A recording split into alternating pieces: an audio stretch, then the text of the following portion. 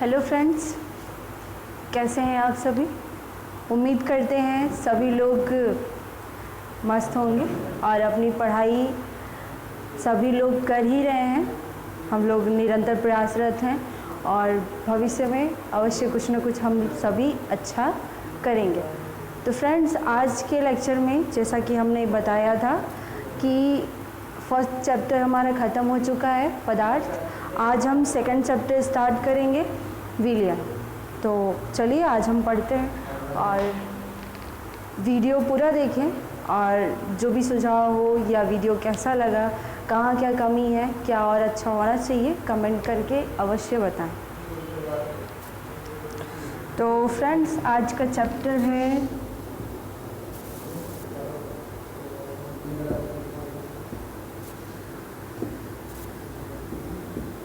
विलयन। आज हम विलयन का अध्ययन करेंगे। इस चैप्टर से भी या विलयन टॉपिक से बहुत सारे क्वेश्चंस प्रतियोगी परीक्षाओं में पूछे जाते हैं, किसी भी प्रतियोगी परीक्षा में पूछे जाते हैं।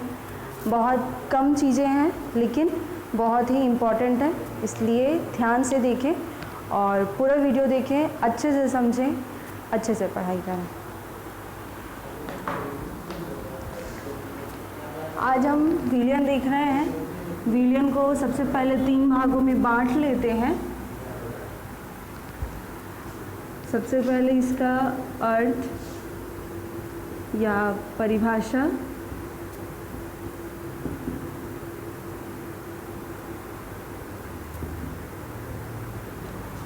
दूसरा देखेंगे इसका संघटक, जानेंगे क्या होते हैं विलयन के संघटक, और तीसरा विलयन के प्रकार।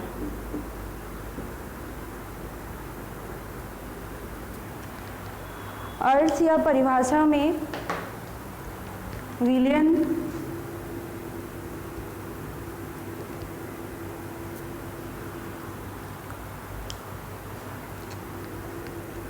पदार्थों का समांगी मिश्रण होता है।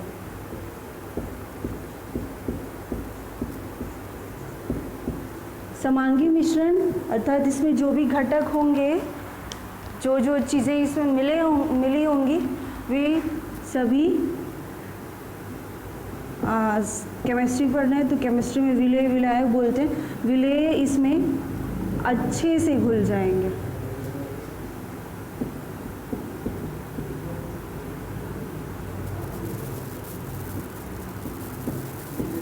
मिश्रित हो जाते हैं। तो ऐसा मिश्रण जिसमें विलेय के सभी कण अच्छे से घुल जाएं और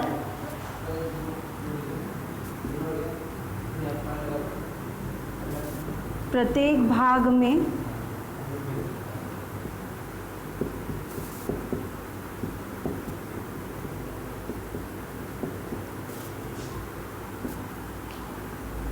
समान गुणधर्म हो, अर्थात जो मिश्रण जो हमें प्राप्त हो, जिसे हम विलयन कह रहे हैं, उसके प्रत्येक भाग में समान गुणधर्म हो। जैसे बर्तन में मान लेते हैं द्रवीय विलयन है हमारे पास, तो अगर इस पॉइंट से देखें, यहाँ ये जो गुणधर्म है, जैसे एक एग्जांपल लेते हैं, ये मीठा है तो दूसरी जगह या दूसरे भाग पर भी ये मीठा ही होगा, यहाँ भी होगा। तो ऐसा मिश्रण विलयन कहलाता है।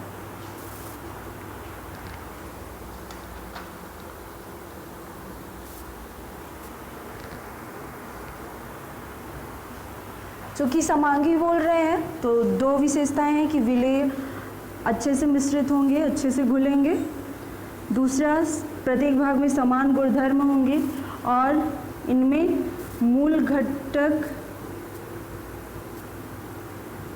निश्चित अनुपात में मिले होंगे।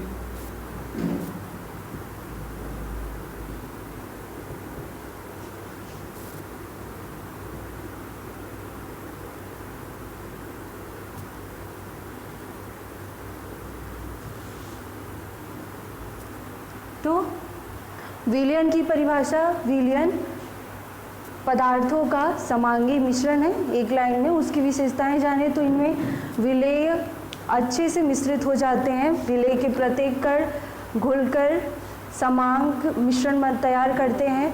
इनके प्रत्येक भाग में समान गुणधर्म होता है। इनके मूल घटक निश्चित अनुपात में मिले होते हैं, उनका अनुपात निश्चित होता है। और ये पहली बात थी, यह पहला गुणधर्म था, ये दूसरा, ये तीसरा और चौथा ठोस, द्रव और गैस, तीनों अवस्थाओं में होते हैं। अर्थात विलयन ठोस रूप में भी हमें प्राप्त होते हैं, द्रव रूप में भी और गैस रूप में। हमें तीनों अवस्थाओं में विलयन प्राप्त होंगे। तो ये अर्थ या परिभाषा थी, या उसके गुणधर्मों के बारे में हमने जाना कि विलयन क्या होते हैं। संघटक क्या होते हैं विलयन के? तो इनमें संगठन दो ही प्रकार के होते हैं। पहला विलायक और दूसरा विलेय। ये नहीं कह रहे कि विलयन में दो घटक मिलकर ही विलयन बनाते हैं, बल्कि जो घटक हैं मूल घटक वो दो भाग में होते हैं, या तो विलायक होंगे या तो विलेय। अब विलायक या विलेय क्या होते हैं ये जानना भी हमारे लिए ज़रूरी है, तभी हम समझेंगे कि इसे संघटक क्यों कह रहे हैं। तो विलयन में वह भाग जो अपने जो घटक मिल रहे हैं उनकी तुलना में सर्वाधिक हो, अर्थात अधिक हो,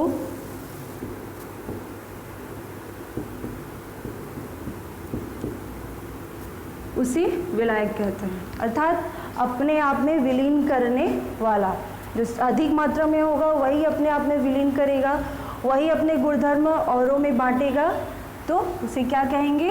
विलायक। विलेय जो कि अपेक्षाकृत कम मात्रा में हो।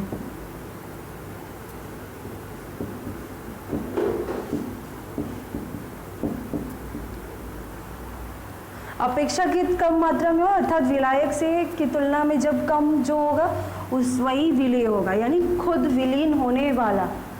शाब्दिक अर्थ अगर हमें अच्छे से पता होंगे तो परिभाषा भी याद रहेगी। विलायक अपने आप में विलीन करने वाला, यानी दूसरों को अपने में समाहित करने वाला। तो अगर जो सबसे ज़्यादा होगा वही दूसरों को अपने में मिला सकता है, इसलिए विलायक जिसकी मात्रा अधिक होती है। विलेय खुद विलीन होने वाला, अर्थात हम कम है इसलिए दूसरे में जाकर मिल रहा है। तो जो कम होगा, कम मात्रा में होगा, वही विलेय होगा, वही विलायक में जाकर विलीन होगा। जैसे कि इनका एग्जाम्पल ले लें, एक एग्जाम्पल लेते हैं तो उससे हमारा फ्रेंड्स ये मिटा दे रहे हम। आप वीडियो पॉज करें, स्क्रीनशॉट ले लें या नोट बना लें, लेकिन पढ़ें अच्छे से ज़रूर। और हमें इस तरह से पढ़ना है कि कभी अगर हमें हमारे माइंड से कोई एक पॉइंट भी स्लिप होता है तो हम एक ऐसी जगह पे एकदम शॉर्ट शब्दों में लिखे हों कि हमें सारी चीज़ें याद आ जाएं। हमें हमारा नोट्स ऐसे तैयार करना चाहिए।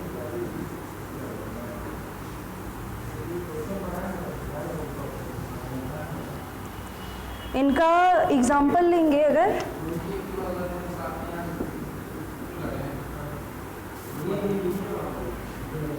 मान लेते हैं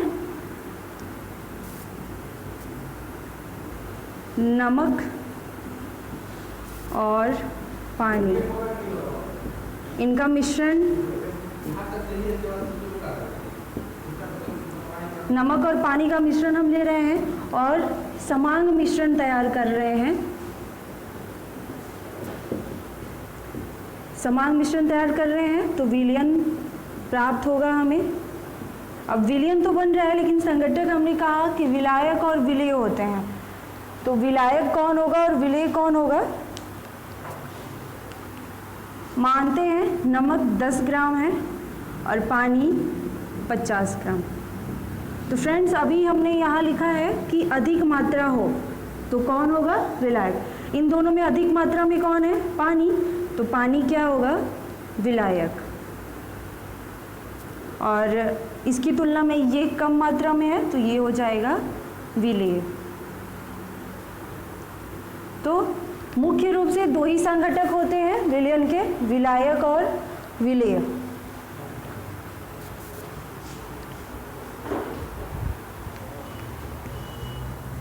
इन शब्दों का शाब्दिक अर्थ हमें पता होना चाहिए, हमें ध्यान में होना चाहिए। तो उसकी परिभाषा या एग्जाम्पल हम खुद बना पाएंगे, समझ पाएंगे।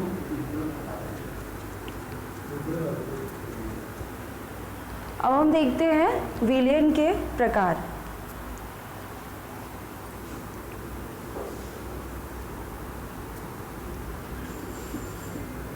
विलयन के 3 प्रकार हैं। वास्तविक विलयन,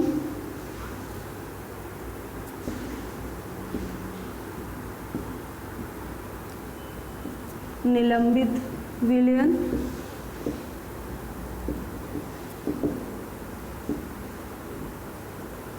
और कोलाइडी विलयन।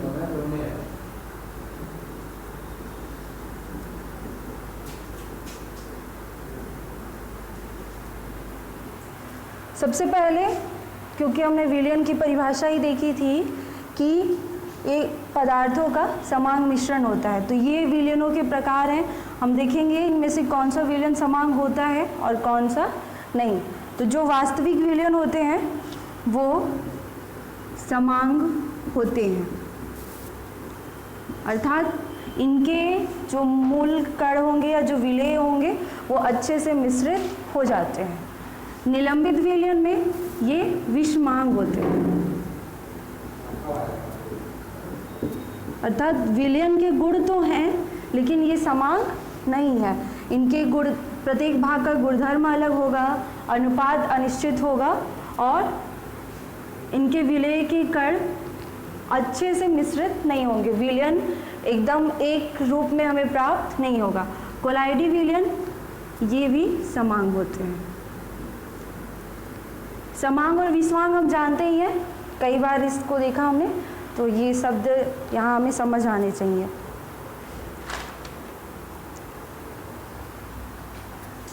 ये पहली चीज़ थी।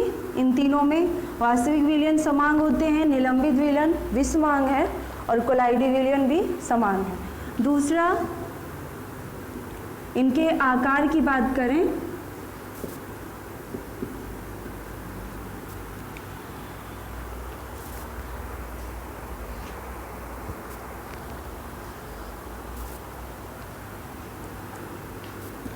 (10⁻⁹ मीटर, ये इनके कणों का आकार होता है। इस विलयन के मूल कणों का आकार 10⁻⁹ मीटर, या इसी को बटे में फॉर्म में लिखें हम तो 1/10⁹ मीटर।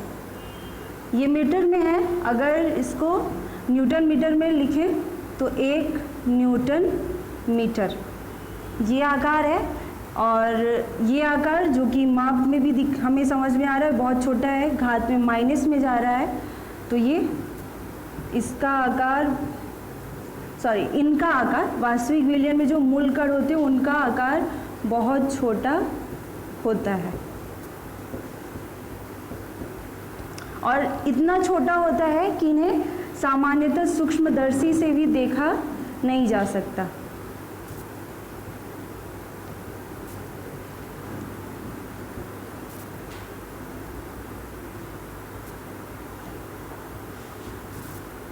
इन्हें देखने के लिए कुछ महत्वपूर्ण यंत्रों की आवश्यकता होती है।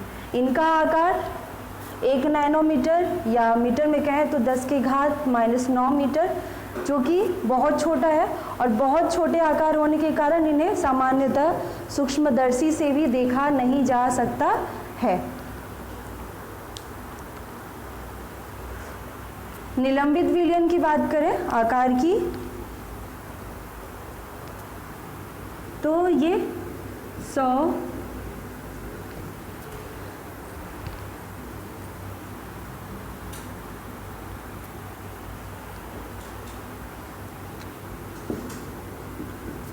100 नैनोमीटर से बड़ा होता है।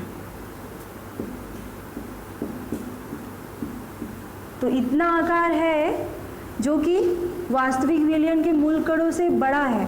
बहुत बड़ा तो नहीं, लेकिन इतना बड़ा है कि इन्हें आसानी से देखा जा सकता है।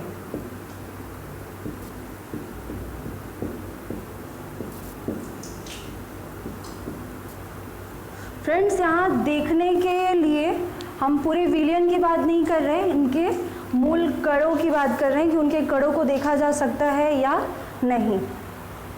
पूरे विलयन, हमें वास्तविक विलयन भी दिखाई देगा अच्छे से, निलंबित विलयन भी और कोलाइडी विलयन भी।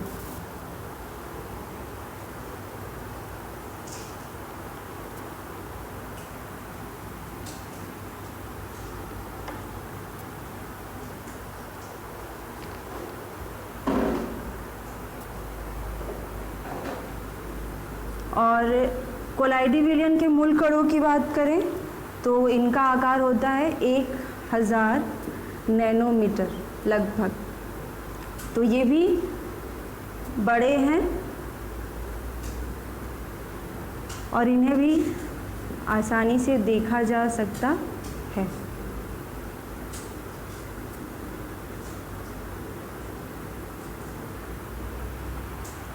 तो ये तीनों प्रकार के विलयनों के बारे में दो चीज़ें हमने देखी, इनका समांग विसमांग होना और इनका आकार। आगे भी हम अभी देख रहे हैं।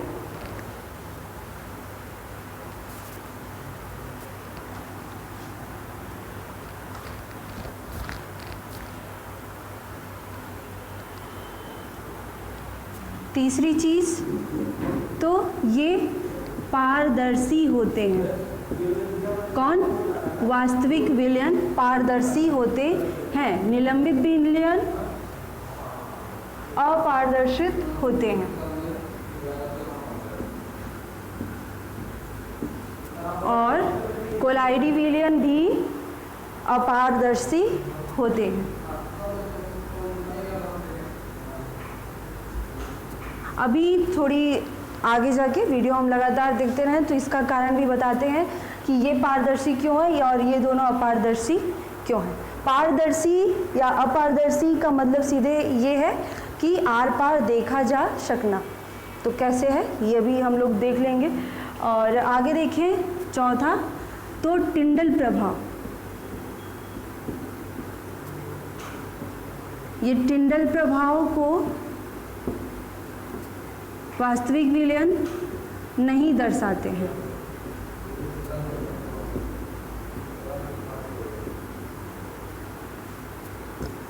और निलंबित विलयन टिंडल प्रभाव को दर्शाते हैं। और इसी प्रकार कोलाइडी विलयन भी टिंडल प्रभाव को दर्शाते हैं।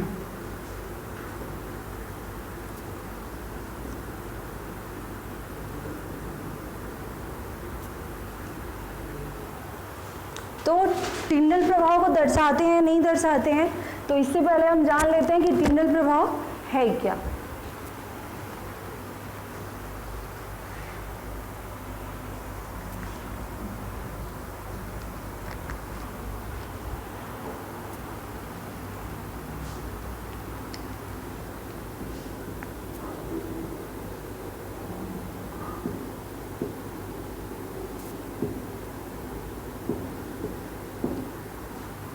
फ्रेंड्स, मान लेते हैं यहाँ यह विलयन है।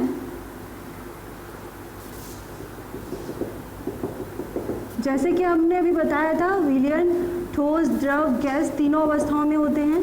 तो हम यहाँ द्रव वाला एग्जाम्पल ले रहे हैं या टिंडल प्रभाव को देखने के लिए, और भी एग्जाम्पल हम देखेंगे। टिंडल प्रभाव, ये इस प्रभाव के बारे में बताने वाले वैज्ञानिक टिंडल जी, उनके नाम पर ही इस प्रभाव का नाम टिंडल प्रभाव रखा गया है। इसमें ये बताया गया कि ऐसा कोई विलयन, जैसे कि हमने यहाँ विलयन लिया है प्रकाश की किरण को, जैसे ये प्रकाश की किरणें जा रही हैं,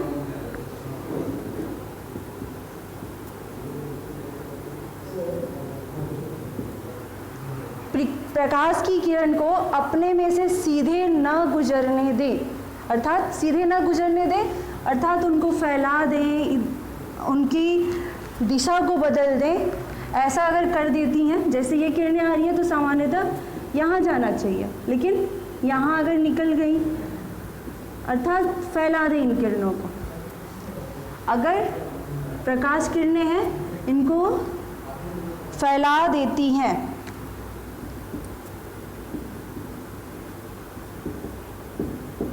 तो वह विलयन टिंडल प्रभाव को दर्शाता है। ऐसा कोई विलयन जो कि प्रकाश किरणों को अपने में से सीधे सीधे गुजरने न दे, बल्कि अपने में से होकर जाने के बाद किरणों को विचलित कर दे, उनकी दिशा बदल दे या उन किरणों को फैला दे, ऐसा करता है जो विलयन, वो टिंडल प्रभाव को दर्शाता है। तो जो कि ये विलयन हमने लिया है और प्रकाश किरण आ रही है और प्रकाश किरण यहाँ से दिशा बदल गई, उसकी फैल गया वो किरण, तो ये विलयन कैसा होगा? टिंडल प्रभाव दर्शाने वाला।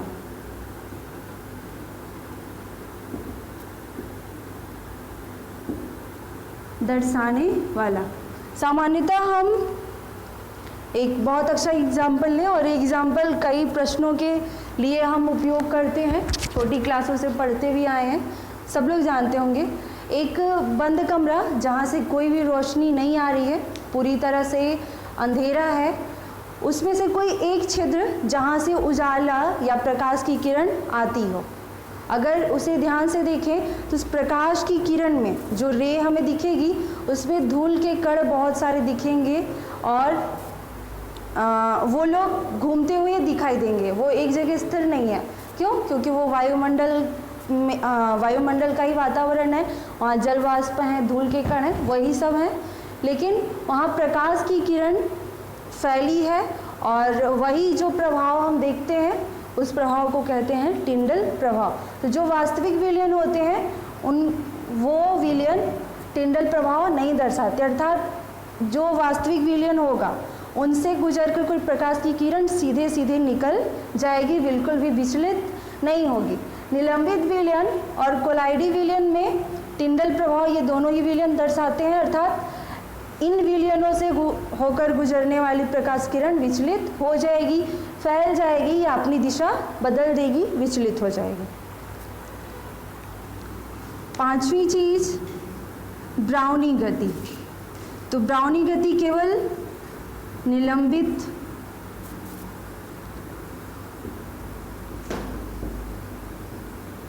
निलंबित नहीं, वास्तविक विलयन नहीं दर्शाते हैं।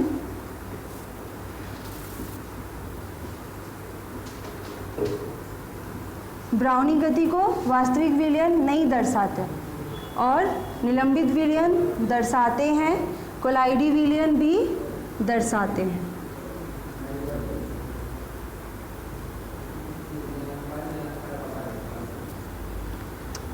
फ्रेंड्स, अभी हमने कहा था कि ये कारण बताएंगे पारदर्शी, अपारदर्शी और अपारदर्शी क्यों है ये विलयन। क्यों? क्योंकि अभी हमने इनका आकार पीछे देखा था, कितने छोटे यानी महीन कण हैं इनके ये, और टिंडल प्रभाव भी नहीं दर्शाते, अर्थात कारण तो उनका आकार है और उसका हमें प्रूफ अगर परिमाण मिले कि कैसे हम मान लें कि ये पारदर्शी नहीं है, तो टिंडल प्रभाव के वजह से हम समझ सकते हैं। ब्राउनी गति हमने एग्जाम्पल ये लिया कि बंद अंधेरे कमरे में कोई एक छोटी सी प्रकाश की किरण आती हो, उसमें धूल के कण हमें दिखाई देते हैं जो कि हमारे वातावरण में सम्मिलित है, जलवाष्प और धूल के कण, वो हमें घूमते हुए से प्रतीत होते हैं, वो एक जगह स्थिर नहीं दिखते। तो उन धूल के कणों का, जलवाष्पों का गति करना, घूमना या तैरना ही ब्राउनी गति कहलाता है। तो वास्तविक विलयन के जो कण होंगे उनमें से कोई प्रकाश की किरण गुजरेगी तो उनके कण ब्राउनी गति दर्शाएंगे नहीं, अर्थात इनके कण स्थिर होते हैं। निलंबित विलयन और कोलाइडी विलयन ये दोनों ही ब्राउनी गति को दर्शाते हैं।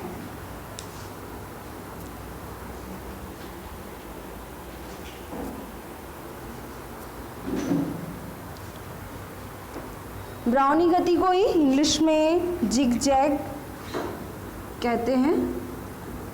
जिगजैग गति या जिगजैग मोशन। ये क्वेश्चन में हिंदी मीडियम में भी पूछे जाते हैं, इसलिए हमें ये पता होना चाहिए।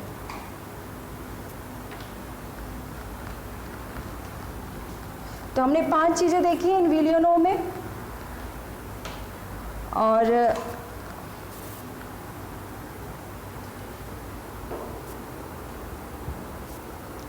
इनका कुछ एग्जाम्पल्स देख लेते हैं हम लोग।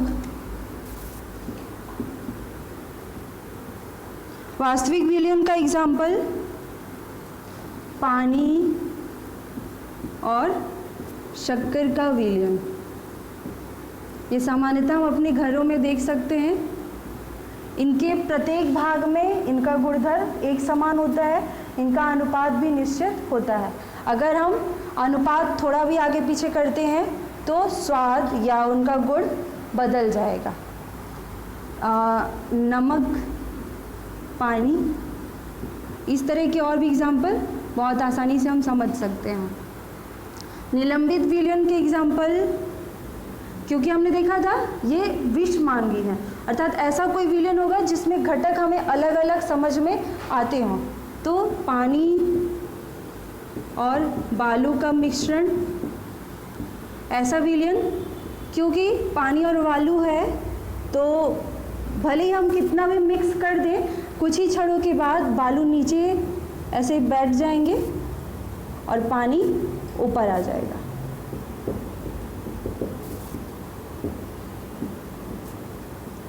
इसी तरह तेल और मिट्टी और एग्जाम्पल। कोलाइडी विलियनों के बारे में अभी इनका एग्जाम्पल देखेंगे। इनसे क्वेश्चंस पूछे जाते हैं, थोड़ा बड़ा है, अभी हम उन्हें देखते हैं।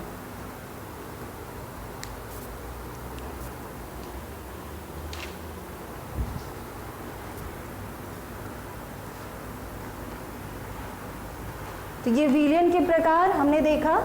विलियन के प्रकार में ही अभी कोलाइडी विलियन की एग्जाम्पल हम देख रहे हैं, और उनके प्रकार हमने देख लिया, अर्थ या परिभाषाएं देख ली, संघटक क्या होते हैं विलियन के वो देख लिया।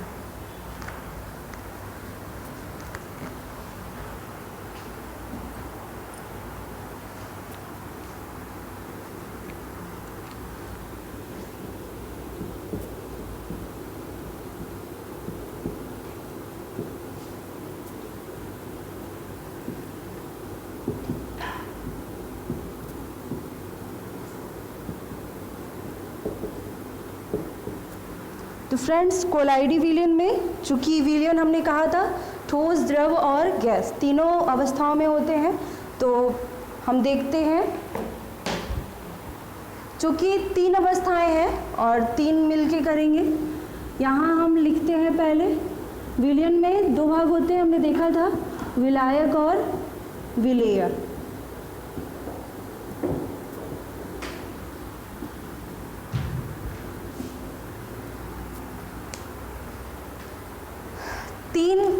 एक अवस्था ही 3 तरह के विलय के साथ मिश्रित होंगे, विलियन बनेगा। तो पहले यहाँ ठोस, ठोस और ठोस। ठोस मान लेते हैं, पहले किसी ठोस विलय से ही मिलकर कोई मिश्रण या समान मिश्रण अर्थात विलियन तैयार करता हो वो, या ठोस किसी द्रवीय विलय के साथ मिलता हो या गैस के साथ। तो ये 3 चीज़ें हमें मिल रही हैं। तो यहाँ देखते हैं, जब ठोस किसी गैस को अपने आप में मिलाता है तब क्या बनता है, या ऐसे विलियन को हम क्या कहते हैं। ऐसे विलियनों को हम कहेंगे ठोस सॉल। ये इनके उपनाम हैं। जब ठोस और ठोस, विलायक और विलेय दोनों ही हो और ऐसा विलियन हमें प्राप्त होता हो या मिलता हो, तो ऐसे विलियनों को क्या कहते हैं, ठोस सॉल। इनका एग्जाम्पल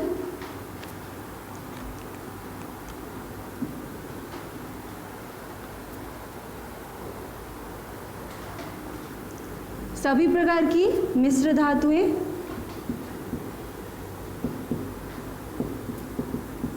रंगीन कांच,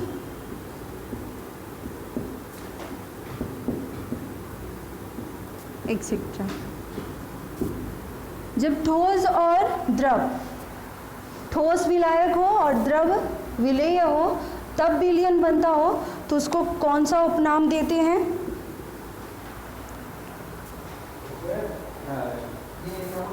जेल। ये उपनाम है।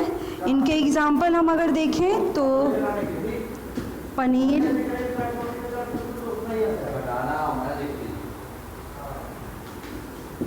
मक्खन, एक्सेट्रा। जब ठोस और गैस का विलयन तैयार होता हो तो उसका उपनाम क्या होता है? ठोस फॉर्म। ये उपनाम है। इनके एग्जाम्पल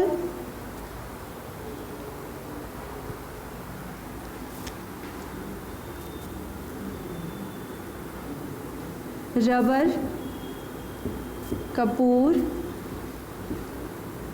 आयोडीन, एक्सेट्रा। ये तो ठोस विलायक को लेके था। इसी तरह हम द्रव विलायक के रूप में भी देख लेते हैं।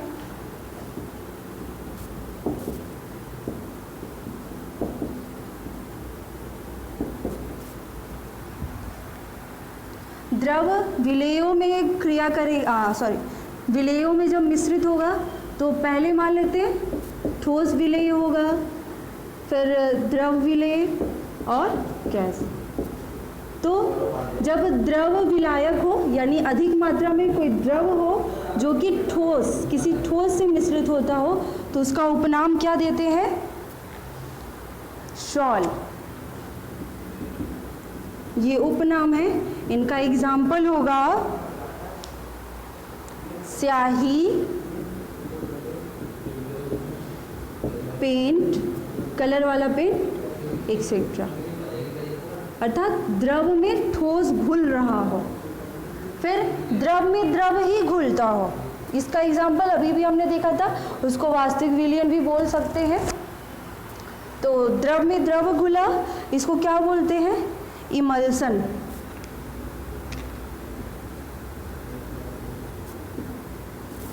इमल्सन, इसी को पायस भी कहते हैं। तो इनके एग्जाम्पल दूध पानी, तेल पानी, ऐसी चीज़ें।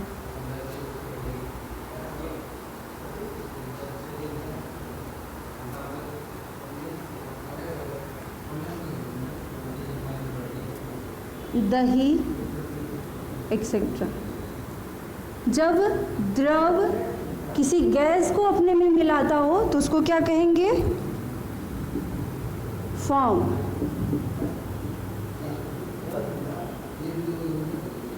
जब ठोस किसी गैस को मिला रहा था तो ठोस फॉर्म था, लेकिन द्रव किसी गैस को अपने आप में विलीन कर रहा है तो क्या है? फॉर्म। इनके एग्जाम्पल साबुन, झाग,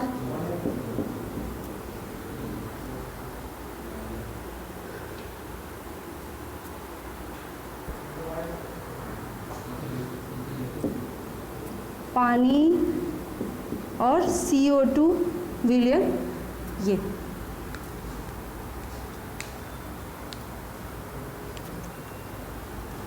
ये तो द्रव विलायकों को लेके किया हमने। अब गैस वालों को देखेंगे कि अगर गैस विलायक हो और ठोस द्रव और गैस विलेय हो तो उनका उपनाम क्या होता है और उनके एग्जाम्पल क्या होते हैं?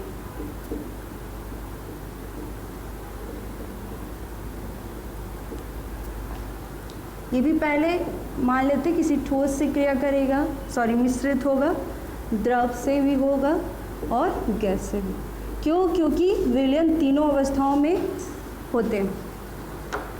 जब गैस अधिक मात्रा में है क्योंकि विलायक है और ठोस विलेय कम मात्रा में होगा और ऐसा कोई विलयन तैयार होगा तो उसको क्या कहेंगे? ठोस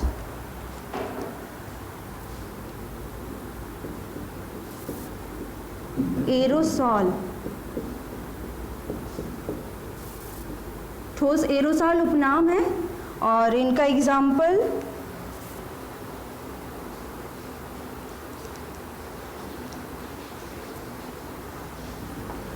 धुआं,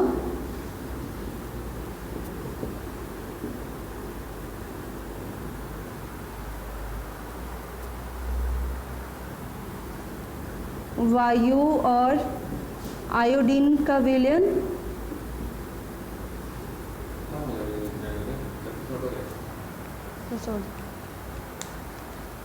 इसी तरह जब गैस विलायक हो यानी गैस अधिक मात्रा में हो लेकिन किसी द्रव से मिश्रित होकर विलयन तैयार करता हो तो उसको क्या कहेंगे हम? द्रवित एरोसॉल। ये ठोस एरोसॉल था, ये द्रवित एरोसॉल।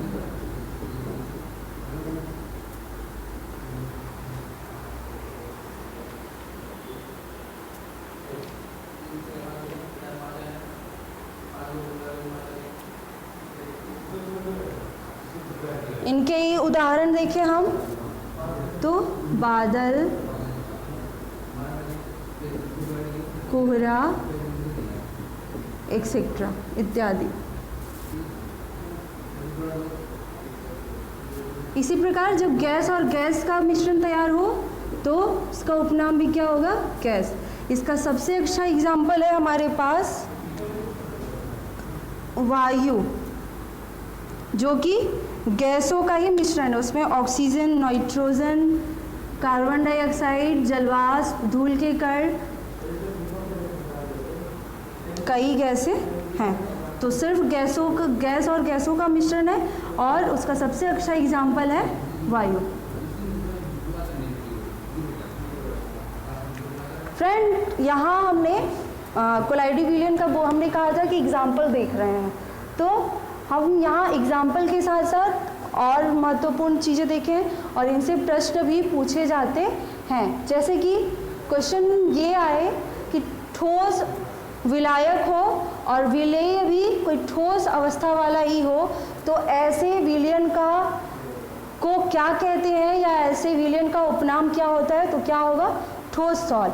या इससे क्वेश्चन हो कि ठोस सॉल के एग्जाम्पल बताएं, तो ठोस सॉल के एग्जाम्पल्स कोई भी मिश्र धातु, रंगीन कांच और भी ऐसी चीज़ें। इसी तरह सभी हैं, अच्छे से इन्हें पढ़ें, इसके बारे में जानें और इसको अपने मन में कंठस्थ अवश्य कर लें। रटे नहीं बल्कि समझकर अपने मन में कंठस्थ करें। एक बार ना हो दोबारा पढ़ें, 3 बार करें, खुद से इस तरह का टेबल बनाने की कोशिश करें, आसानी से तैयार हो जाएगा। तो फ्रेंड्स, आज का जो चैप्टर था हमारा विलयन, आज इतना ही। वीडियो कैसा लगा कमेंट में अपना कमेंट करें कमेंट बॉक्स में और अपने सुझाव हमें भेजें। धन्यवाद।